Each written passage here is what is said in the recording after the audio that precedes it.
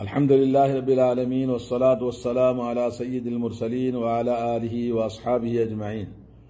دوستو، بھائیوں اور بہنوں، اس دنیا میں انسان دو ہی ہے، ایک اچھا یا برا، اور انسان کے لیے دو ہی راستے ہیں، ایک رحمان کا راستہ اور ایک شیطان کا راستہ، اور ہر چیز دو ہی ہوتی ہے، آخرت اور دنیا، اچھے اور برے، عزت اور ذلت، رات اور دن۔ اسی طرح سے یا تو مومن ہو جاؤ، رحمان کے راستے پہ چلو، یا شیطان کے راستے پر چلو، جنت والے راستے پہ چلو یا جہنم والے راستے پر چلو۔ اللہ نے فرمایا فریق فی الجنت و فریق فی السعیر، ایک انسانوں کی جماعت جنت والی ہے، سعادت مندی ان کو ملے گی، اور دوسری ہے جہنم والی جو جہنم کے راستے پہ چلتی ہے، ان کا ٹھکانہ جہنم ہے۔ تو آپ کو اس لیے بتا رہا ہوں کہ آج جو حالات ہم جن حالات سے سامنا کر رہے ہیں، تو مسلمان رونے کے بجائے ہمت اور اپنے دین کی طرف پلٹ کر آئیں، کیونکہ نحن قوم اعزنا اللہ بالاسلام، اللہ نے ہمیں بتایا کہ ہم وہ قوم ہیں جن کو اللہ نے عزت دی ہے اسلام کے ذریعے۔ مہما طلبنا العزت بغیرہ، جب ہم نے عزت کو طلب کیا اسلام کے غیر میں، اذلنا اللہ نے ہم کو ذلیل کر دیا۔ آج ہماری ذلت کی بہت سارے حادثات، واقعات بہت ہو چکے ہیں، تو ہمیں اس بات سے سبق لینا چاہیے۔ اور اللہ تبارک و تعالیٰ نے فرمایا قل هو القادر على ان يبعث عليكم عذابا من فوقكم ومن تحت ارجلكم او يلبسكم شيعا ويذيق بعضكم بأس بعض انظر كيف نبين لهم الآيات ثم انظر أنا يؤفكون۔ اور اللہ تعالیٰ فرماتے ہیں کہ وہ اللہ، آپ بتا دیجئے کہ وہ قادر ہے، قدرت رکھتا ہے کہ آپ کے اوپر سروں سے اوپر سے عذاب آئے، جو کربلا، جو وبا آج ہمارے سروں کے اوپر ہے، کووڈ-19، اور وہ اللہ قدرت رکھتا ہے کہ تمہارے پیروں کے نیچے سے تم پر عذاب نازل کرے۔ آج جو ہندوستان کے اندر، پوری دنیا کے اندر فرعونی طاقتیں اور منافق اور ظالم حکمران جو طرح طرح سے اسلام اور مسلمانوں کے خلاف ہر وقت آئے دن کوئی نہ کوئی اذیت پہنچانے پر تلے ہوئے ہیں، اور مسلمانوں کو زک دیتے ہیں، نقصان پہنچاتے ہیں، لیکن مسلمان سنبھل نہیں پاتا ہے۔ یا یہ کہ اللہ تعالیٰ فرماتا ہے کہ تم کو آپس میں ایک دوسرے سے لڑائیں، اور خوب تم ایک دوسرے سے لڑو گے، اور اس میں تمہیں ہوش نہیں رہے گا کہ تم کیا کر رہے ہو۔ اور اللہ تعالیٰ فرماتا ہے کہ اللہ تبارک و تعالیٰ کیف نصرف لهم الآیات، کیسے اپنی نشانیوں کو لوگوں کو دکھاتا ہے تاکہ لوگ لعلہم یفقہون، تاکہ وہ سمجھ جائیں یہ اللہ تعالیٰ کی طرف سے آزمائش کا وقت ہے، اور پلٹ کر آئیں اپنے دین کی طرف۔ بہت ساری آیتیں ہیں قرآن کریم کے اس طرح کی، اسی انداز کی۔ تو اللہ تبارک و تعالیٰ ہمیں ظہر الفساد فی البر والبحر بما کسبت ایدی الناس لیذیقہم بعض الذی عملوا لعلہم یرجعون، زمین میں، سمندر میں، پوری دنیا میں ہر جگہ فساد ہی فساد ہے، نقصان ہی نقصان ہے انسانوں کا، اور یہ ایمان والوں کو مزہ چکاتا ہے تاکہ یہ پلٹ کر آئیں اپنے دین کی طرف۔ تو دوستو، آج ہمیں تمام اختلافات کو چھوڑ کر، آپسی جھگڑوں کو چھوڑ کر، غیر مسلموں کے رونے کے بجائے، غیر مسلموں کا رونے کے بجائے، حکومت کا رونے کے بجائے پلٹ کر آئیں اپنے دین کی طرف، اپنے عقیدے کی طرف، توحید کی طرف۔ اور توحید کی مسلمانوں کے لیے دو راستے ہیں، دو چیزیں ہیں، جو رحمان کا راستہ یا شیطان کا راستہ۔ رحمان کا راستہ سلامتی والا راستہ ہے، جو دنیا میں بھی اور کامیاب اور آخرت میں بھی کامیاب۔ اور جو شیطان کا راستہ ہے، مسلمان رحمان کا راستہ سمجھ کر شیطان کے راستے پہ آج چل رہا ہے، کیونکہ ایمان کو بگاڑنے والی دو چیزیں ہیں، ایک شہوتیں، خواہشیں اور رغبتیں، دوسرا ہے شکوک اور شبہات۔ شکوک اور شبہات انسان کے اندر پیدا ہوتے ہیں کس کی وجہ سے؟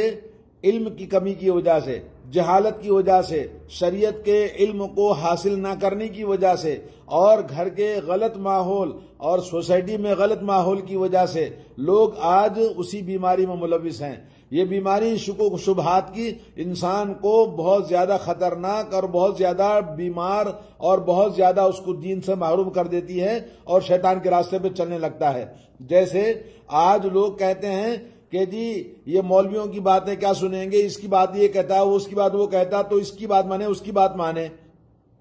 تو اس لیے درگاہیں، مزارات، بابا، اولیاء اور عرس، میلے ٹھیلے اور مختلف قسم کے 10واں 20واں چہلم اور 11ویں 12ویں فاتحہ نیاز، یہ تمام چیزوں سے ہٹ کر تعویذ گنڈا اور جھاڑ پھونک اور اسی طرح سے یہ مذہب کے جھگڑے اور میری جماعت تیری جماعت اور میرا مسلک تیرا مسلک، ان تمام کو چھوڑیں۔ دو ہی چیزیں اللہ نے آسمان سے نازل فرمائی، وہ ہے قرآن کریم اور سنت رسول اللہ صلی اللہ علیہ وسلم۔ اس کے علاوہ کوئی دوسرا دن نہیں ہے۔ تو آپ اگر مسلمان ہیں تو اپنے تمام چیزوں کو ختم کر کے اپنے شکوک و شبہات کو مٹانا ہے، تو اس کے لیے علم چاہیے، اس کے لیے سمجھ چاہیے، اس کے لیے تربیت چاہیے۔ تو آپ اپنے دین کو صحیح کریں، شکوک و شبہات کو ختم کریں۔ شکوک و شبہات یہ بہت خطرناک ہوتے ہیں خواہشوں اور رغبتوں اور شہوتوں کے آگے، اور انسان کی شہوتیں، خواہشیں، رغبتیں اس کو تباہ اور برباد کر دیتی ہیں۔ اس کے پیچھے چلتا جاتا ہے اور وہ کبائر کا مرتکب ہوتا ہے، اور ان کبائر اس کو جہنم میں لے کے جاتے ہیں۔ اور جو انسان شہوتوں، برے گناہ، بڑے گناہ، کبائر کا ارتکاب کرتا ہے، وہ اول وہلے میں جنت میں نہیں جائے گا، پہلے جہنم میں جائے گا، اس کا ٹھکانہ جہنم ہے۔ اس کے بعد پھر اللہ تعالیٰ اس کو گناہوں سے پاک صاف کرنے کے بعد اگر اس کے پاس ایمان ہے، توحید ہے، تو وہ جنت میں جائے گا۔ لیکن اگر انسان شکوک و شبہات کو ختم کر دے، کتاب اللہ، سنت رسول اللہ پہ آ جائے، صراط مستقیم پر آ جائے، صحیح عقیدہ اور صحیح عمل صالح پہ آ جائے، تو انشاءاللہ وہ اول واحلے میں جنت میں جائے گا۔ اللہ اکبر۔ آج ہمارے لیے بہت بڑا چیلنج ہے، آج ہمیں اس بات کو سمجھنا ہے۔ تو دو چیزیں ہیں، بہت سارے مسلمان ہیں جو بھلائی کو برائی سمجھتے ہیں اور برائی کو بھلائی سمجھتا ہے، جیسے درگاہ، فاتحہ، نیاز، اولیاء اللہ، اس کو سب بھلائی سمجھتا ہے جبکہ وہ برائی ہے، قرآن و سنت سے ثابت نہیں ہے۔ اور نیاز کرنا، جی ختم پڑھوانا، مردے کے لیے ختم پڑھ کے قرآن کا ختم کروانا، اسی طرح سے تعویذ گنڈا کرنا، 10واں 20واں چہلم کرنا، یہ بھلائی والے کام نہیں، یہ بدعتوں کو سنت سمجھ رکھا ہے اور سنتوں کو بدعت سمجھ رکھا ہے۔ جب سنت کی دعوت دی جاتی ہے تو قبول نہیں کرتے، اور جب حق کی بات کی جاتی ہے تو باطل کو حق سمجھتے ہیں۔ اس لیے اللہ کے نبی صلی اللہ علیہ وسلم نے دعا فرمائی، اللہم ارنا الحق حقا وارزقنا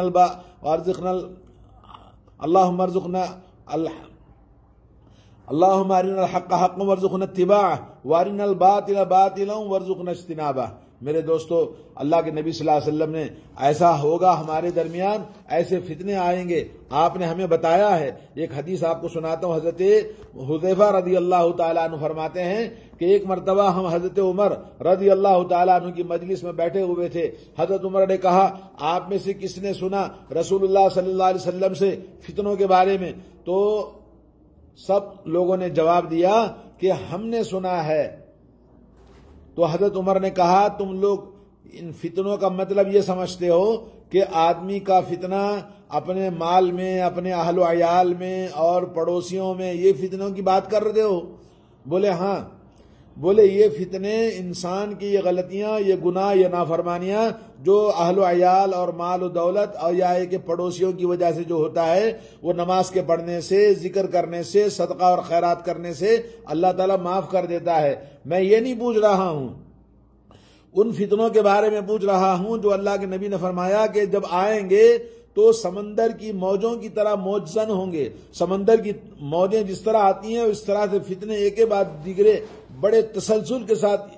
آزمائش آتی ہے۔ جیسا کہ آج ہندوستانی مسلمانوں کے لیے بہت بڑا چیلنج ہے، اگر نہ سمجھو گے تو مٹ جاؤ گے ہندوستان والوں، تمہاری داستان تک نہ ہوگی داستانوں میں۔ تو آج ہمیں اپنے دین کی طرف پلٹنا، سمجھنا اور اپنے دین کو اختیار کرنے کی ضرورت ہے۔ رونا نہیں ہے، ہمت اور بلندی ہے۔